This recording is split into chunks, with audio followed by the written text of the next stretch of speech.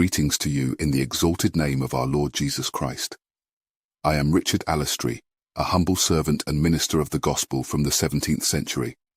Throughout my life, I penned numerous works, many of which were dedicated to examining the ways in which Christians can live before God with grace, purpose, and devotion.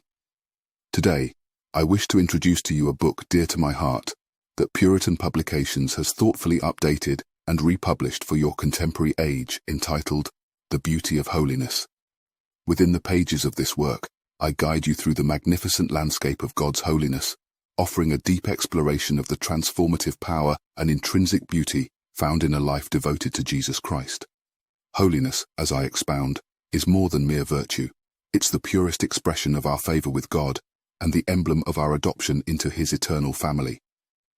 Drawing from the rich tapestry of the Scriptures, I start with the wisdom of 1 Chronicles 16 verse 29, unveiling to you the noble path of righteousness that blossoms when we strive to live in the beauty of holiness. For the true followers of Christ, the call to holiness is more than a moral directive. It's a vibrant testament to God's mercy, harnessing the strength of the Spirit to transform every aspect of our lives to Christ's holy pattern. As we strive to be holy, we grow more like Him each day, walking as His blessed children. In this, I offer to you insights to deepen your understanding of holiness, with the purpose of experiencing a richer communion with the divine being. In this, the unparalleled beauty and harmony that we experience when we align our lives with God's divine commandments shows us what wonders can be found when His will becomes our will.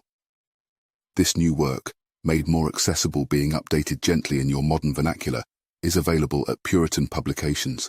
Visit puritanpublications.com for further information and to obtain this book in both ebook and printed formats.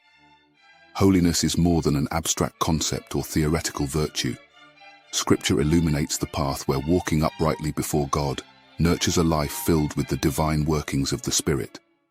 If you are a professing believer, I urge you to strive for moral excellence, to seek purity of heart, and to commit to a life of fervent worship and devotion as God so lovingly commands. We must take to heart the words of 1 Peter chapter 1 verse 16, "Be ye holy, for I am holy." Allow me to show you that the pursuit of holiness is not a burdensome obligation, but a liberating expedition towards ultimate fulfillment. It's a state of true freedom where joy abounds in aligning our paths with Christ's divine purpose.